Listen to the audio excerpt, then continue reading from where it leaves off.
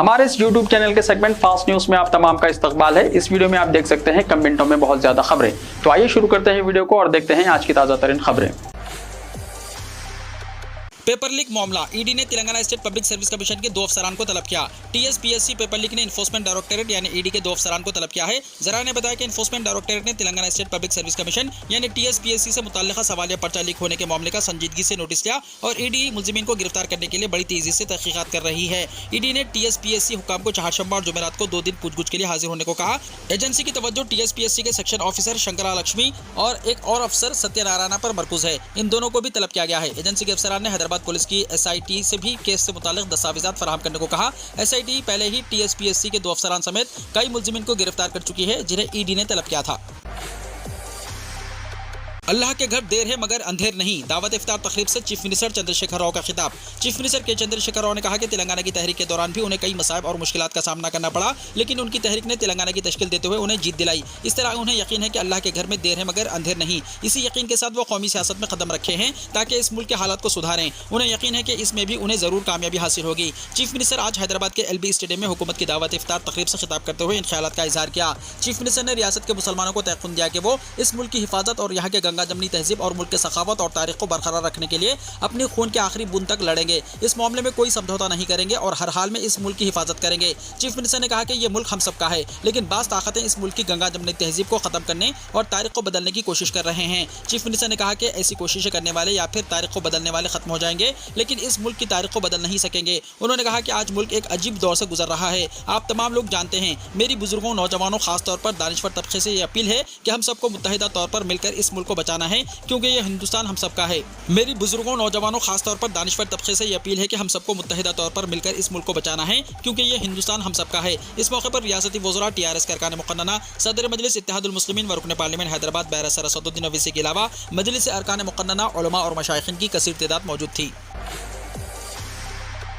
यौम शहादत हज़रत अली रज़ी अल्लाह तआला अन्हु की जुमेरात को इख्तियारी तातील। तेलंगाना हुकूमत ने शहादत हज़रत अली रज़ी अल्लाह तआला अन्हु के ज़िमन में 13 अप्रैल जुमेरात को इख्तियारी तातील का ऐलान किया है। चीफ सेक्रेटरी शादी कुमारी ने GORT 535 जारी किया। GO में इख्तियारी तातील को 11 अप्रैल के बजाय 13 अप्रैल को देने का एलामिया जारी किया गया। क़ब्ल अज़ीं हर साल यौम शहादत हज़रत अली रज़ी अल्लाह तआला अन्हु को इख्तियारी तातील दी जाती है।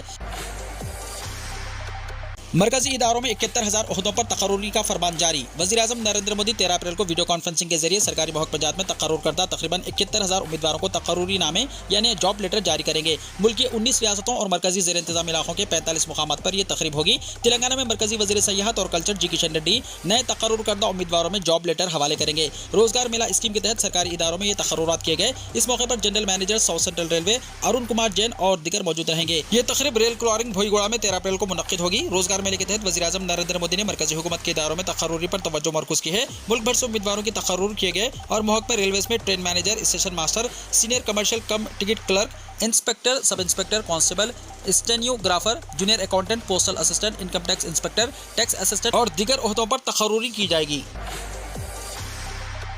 इस साल का पहला सूरज ग्रहण 20 अप्रैल को हो सकता है। क्या आप फल्कियाती नज़ारों के दिलदादा हैं? अगर हाँ तो आपको ये ख्याल भी आता होगा कि आया सूरज ग्रहण का हैदराबाद से नज़ारा कैसा हो सकता है। आपको बता दें कि नासा के डेटा के मुताबिक साल 2023 का पहला सूरज ग्रहण 20 अप्रैल को होगा। इसका नज़ारा जुनूब मशरक़ी Asia, East Indies, Australia, Philippine, New Zealand, Indonesia वगैरह से किया जा सकता है। ताहम अफसोस की बात यह है कि इसका हैदराबाद से नज़ारा मुमकिन नहीं हो सकेगा। ताहम यह ग्रहण हाइब्रिड होगा, जिसका मतलब यह है कि किसी मुकाम पर मुकम्मल और किसी पर जुज़वी होगा। BRS मीट वेन्यू के करीब LPG सिलेंडर फटने से 2 अफराद की मौत। तेलंगाना की हुक्मरान जमात BRS के खम्मम जिले में इजलास के मौके पर करीब में सिलेंडर फटने की वजह से 2 अशखास की मौत हो गई, जबकि दिगर 8 अफराद झुलस गए। बताया जा रहा है कि पार्टी के कारकुनों और मुकामी लीडरों ने इस इजलास के सिलसिले में जोशो खरोश का मुजाहरा करते हुए आतिशबाजी की। ताहम इसी दौरान पटाखे गैस सिलेंडर पर गिर पड़े जो फट पड़ा। इस वाक़े के साथ ही आग लग गई और चारों तरफ अफरा तफरी का माहौल पैदा हो गया। मुकामी अफराद और पुलिस के मुताबिक पार्टी के रुकने पार्लियामेंट नामा नागेश्वर राव और रुकने असम्बली रामुलु नायक ने खम्मम जिले के चिमलापाडू में इस इजलास में शिरकत की। उनके आते ही पार्टी कारकुनों ने पटाखे छोड़े। पटाखों की चिंगारियां करीबी झोपड़ी पर गिर पड़ी और देखते ही देखते आग लग गई। आग पर काबू पाने के लिए पुलिस और मुकामी अफराद ने पानी डाला। ताहम झोपड़ी में मौजूद गैस सिलेंडर को किसी ने नहीं देखा, जो अचानक जोरदार आवाज के साथ फट गया। इस वाक़े में अचानक एक शख्स हलाक हो गया, जबकि दिगर 7 अफराद शदीद जख्मी हो गए। झुलस जाने वालों को पुलिस की गाड़ियों में खम्मम मुंतकिल किया जा रहा था कि एक की रास्ते में ही मौत हो गई, जबकि दिगर 2 की हालत तशवीशनाक बताई जाती है। इस वाक़े के बाद इजलास को मुलतवी कर दिया गया। इस वाक़े पर BRS के सरबराह और चीफ मिनिस्टर के चंद्रशेखर राव ने गहरे दुख का इजहार किया। उन्होंने इस वाक़े के सिलसिले में वज़ीर ट्रांसपोर्ट अजय कुमार और रुकने पार्लियामेंट नामा नागेश्वर राव से तफसीलात हासिल की। वज़ीर आला ने महलूक के खानदानों को मुमकिन मदद करने की यकीन दहानी करवाई। उन्होंने झुलस जाने वाले अफराद के बेहतर इलाज को यकीनी बनाने की भी हिदायत दी। इसी दौरान इस वाक़े पर BRS के कारगुजार सदर KT रामाराव ने सदमे का इजहार किया। उन्होंने इस वाक़े के बारे में जिले ओहदेदारों और पार्टी लीडरों से बात करते हुए जख्मियों के बेहतर इलाज को यकीनी बनाने की हिदायत दी। प्रियंका गांधी इसी महीने के आखिर में तेलंगाना का दौरा करेंगी। तेलंगाना प्रदेश कांग्रेस वर्किंग सदर B महेश कुमार गौड़ ने कहा कि प्रियंका गांधी इसी महीने के आखिर में तेलंगाना का दौरा करेंगी। वैजाग स्टील प्लांट के लिए बिड दाखिल करने हुकूमत तेलंगाना के फैसले पर उन्होंने वज़ीर आला से ये जानना चाहा कि निज़ाम शुगर फैक्ट्री को बहाल करने से मुतल्लिक़ वायदे का क्या हुआ। उन्होंने कहा कि आप निज़ाम शुगर फैक्ट्री को दोबारा खोलने में तो नाकाम हो गए हैं, लेकिन वैजाग स्टील प्लांट के लिए बिड दाखिल करना चाहते हैं। आप किसको बेवकूफ़ बनाना चाहते हैं। CPI की कौमी हैसियत खत्म करने का फैसला मरकजी हुकूमत के इशारे पर। CPI के रियासती सेक्रेटरी सांबा सिवा राव ने इलेक्शन कमीशन की जानिब से CPI की कौमी हैसियत को खत्म करने के फैसले पर शदीद रद्द-ए-अमल का इजहार किया। उन्होंने कहा कि इलेक्शन कमीशन ने तृणमूल कांग्रेस और NCP की कौमी हैसियत को भी खत्म करने के अहकाम जारी किए। सांबा सिवा राव का कहना था कि इलेक्शन कमीशन को सियासी पार्टियों के बारे में फैसला करने के तरीक़ेकार में तब्दीली की जरूरत है। इलेक्शन कमीशन मोदी हुकूमत के इशारे पर काम कर रहा है और हाल ही में सुप्रीम कोर्ट ने इलेक्शन कमीशन की गैर जानिबदारी पर सवाल उठाया था। इलेक्शन कमीशन से सवाल किया गया था कि क्या वो वज़ीर आज़म से जवाबदेही की हिम्मत रखता है। उन्होंने कहा कि इलेक्शन कमीशन ने मरकजी हुकूमत के इशारे पर CPI के खिलाफ फैसला लिया है। उन्होंने कहा कि आम आदमी पार्टी को कौमी पार्टी का दर्जा दिया गया, जबकि आम आदमी पार्टी दिल्ली के अलावा पंजाब में अपना वजूद रखती है। मुल्क की तमाम रियासतों में CPI मौजूद है और हर गांव में CPI का परचम दिखाई देगा। उन्होंने कहा कि बाएं बाजू की जमातें मुल्क की तमाम रियासतों में अपना वजूद रखती हैं। सांबा सिवा राव ने कहा कि इलाक़ाई और कौमी जमातों के मौक़िफ़ के बारे में जो रहनुमायाना खुतूत तय किए गए हैं वो अंग्रेज़ों के ज़माने के हैं। हुकूमत को चाहिए कि वो तरीक़ेकार और क़वानीन में तब्दीली करते हुए कौमी सियासी पार्टियों के मौक़िफ़ को बरकरार रखें। उन्होंने कहा कि कोई भी सियासी पार्टी हमेशा मुकामी सतह तक महदूद नहीं रहती, ऐसे में इलेक्शन कमीशन की शराइत गैर जरूरी हैं। सांबा सिवा राव ने कहा कि CPI के 10 लाख से ज़ायद अरकान हैं और मुल्क की तमाम रियासतों में इसका वजूद है। उन्होंने कहा कि CPI की महाजी तंजीमों से वाबस्ता अफराद की तादाद करोड़ों में है। इंटरमीडिएट रिजल्ट्स मई के दूसरे या तीसरे हफ्ते में जारी किए जाएंगे। इंटरमीडिएट एग्जाम्स के रिजल्ट्स मई के दूसरे या तीसरे हफ्ते में जारी किए जाएंगे। Telangana state board of intermediate education ने पहले ही रियासत भर में बनाए गए पर्चों की जांच के 15 मराकिज़ पर पर्चों की जांच का काम शुरू कर दिया है। ओहदेदारों के मुताबिक तवक्को है कि 20 अप्रैल तक जवाबी पर्चों की जांच का काम मुकम्मल कर लिया जाएगा, जिसके बाद नताइज की जराई के अमल का आगाज होगा। एक ओहदेदार ने कहा कि मई के दूसरे या तीसरे हफ्ते में नताइज का ऐलान किया जाएगा। मई के आखिरी हफ्ते में एडवांस सप्लीमेंट्री इम्तिहान होगा। बोर्ड ने इंटरमीडिएट के जवाबी पर्चों की डिजिटल तरीके से जांच का मंसूबा तैयार किया था, ताहम इस मंसूबे को तर्क करना पड़ा और पुराने तरीक़ेकार के मुताबिक ही पर्चों की जांच की गई। डिजिटल जांच सप्लीमेंट्री एग्जाम्स में की जाएगी। 10th क्लास के 10 मई के बाद नताइज का होगा ऐलान। महकमा स्कूली तालीम 10वीं जमात के इम्तिहानात के नताइज का 10 मई के बाद ऐलान करेगा। मंगल को 10वीं जमात का आखिरी समाजी उलूम यानी सोशल स्टडीज का पर्चा मुनक्किद किया गया था। जवाबी पर्चों की बरसर मौका जांच का काम 13 से 21 अप्रैल जिले मुस्तक़िरों के 18 बरसर मौका पर्चों की जांच के मराकिज़ में होंगे। बरसर मौका पर्चों की जांच के काम की निगरानी के लिए महकमे ने रियासती सतह के 11 मुबस्सिरीन को मुकर्रर किया। जांच की तकमील के बाद नताइज के अमल में 2 से 3 हफ्ते दरकार होंगे। इम्कान है कि 10 मई के बाद नताइज जारी किए जाएंगे। शहर में दर्जे हरारत 40, अजला में 44 डिग्री तक पहुंचने का इम्कान। दोनों शहरों हैदराबाद और सिकंदराबाद में रवां हफ्ते दर्जे हरारत 40 डिग्री से ज्यादा रिकॉर्ड किया जाएगा और कई अजला में 44 डिग्री तक पहुंचने का खदशा है। महकमे मौसमियात के इंतबाह में कहा गया है कि कई अजला में दर्जे हरारत में इजाफे के सबब गर्म हवाओं का सिलसिला जारी रहेगा और लू लगने के वाक़यात में इजाफा हो सकता है। दोनों शहरों में दर्जे हरारत में इजाफे के दौरान पड़ोसी महाराष्ट्र में बारिश का सिलसिला जारी है और 14 अप्रैल तक बारिश जारी रहने का इम्कान है। औरंगाबाद के अलावा मराठवाड़ा के इलाके जालना, बीड़, उस्मानाबाद, परभनी, लातूर और नांदेड़ में बारिश का सिलसिला जारी रह सकता है और 14 अप्रैल के बाद शहर के अलावा अजला में मौसम की सूरत हाल तब्दील होने का इम्कान है। खानगी माहिरीन मौसमियात का कहना है कि अगर 14 अप्रैल के बाद महाराष्ट्र से बादलों का रुख तेलंगाना की तरफ होता है तो यहाँ अवाम को शदीद गर्मी से कुछ राहत की तवक्को होगी। TDP के दौरे इख्तिदार में हैदराबाद में फसादात नहीं होते थे, चंद्रबाबू नायडू ने कहा। तेलुगु देशम पार्टी के ज़ेर एहतिमाम इफ्तार डिनर के मौके पर खिताब करते हुए TDP सरबराह चंद्रबाबू नायडू ने कहा कि रमज़ान का मतलब नज़्म व ज़ब्त है। इस माह मुबारक में सखाफत और फयाजी का अच्छा इम्तिजाज होता है। उन्होंने अपने दौरे इख्तिदार में अक़लियतों की फलाह और बहबूद और तरक्की के लिए शुरू की गई स्कीमों और प्रोग्रामों को याद किया। TDP चीफ चंद्रबाबू नायडू ने मुसलमानों के साथ नमाज में शिरकत की। चंद्रबाबू नायडू ने कहा कि हैदराबाद में फ़िरक़ावाराना फसादात को ख़त्म करने वाली तेलुगु देशम पार्टी ही है। उन्होंने कहा कि ये NTR ही थे जिन्होंने मुस्लिम अक़लियतों के गरीबों की मदद के लिए अक़लियती मालियाती कॉरपोरेशन कायम की थी। उन्होंने कहा कि दूसरी रियासतों के बजाय हज हाउस तामीर करके आज़मीन हज को हैदराबाद से सफर हज पर रवाना करने का इंतजाम किया गया। उन्होंने वजाहत की है कि साल 2014 के बाद विजयवाड़ा और कर्नूल में हज हाउस बनाए गए और इन्हीं की हुकूमत में कर्नूल में उर्दू यूनिवर्सिटी कायम की गई। हिजाबी तलबा को दहशतगर्द कहने वाले बीजेपी लीडर को टिकट मिल गया। कर्नाटका के उडुपी जिले के MLA रघुपति भट्ट को उनकी भारतीय जनता पार्टी ने 10 मई को होने वाले रियासती असेंबली इलेक्शन के इंतखाबात में हिस्सा लेने के लिए टिकट देने से इनकार कर दिया। उनके बजाय यशपाल सुवर्णा, जिन्होंने हिजाबी मलबूस स्कूल की लड़कियों को दहशतगर्द कहा, उनको टिकट दे दिया गया और वो मुकाबला करेंगे। इस पर नाराज भट्ट ने 4 शबे के रोज सहाफियों से बात करते हुए कहा कि अगर पार्टी की तरफ से उन्हें 6 महीने पहले इत्तला दी गई होती कि उम्मीदवारों को चुनते वक्त जात पात का एक उनसर होगा तो वो सीनियर लीडर KS ईश्वरप्पा का रास्ता अख्तियार करते।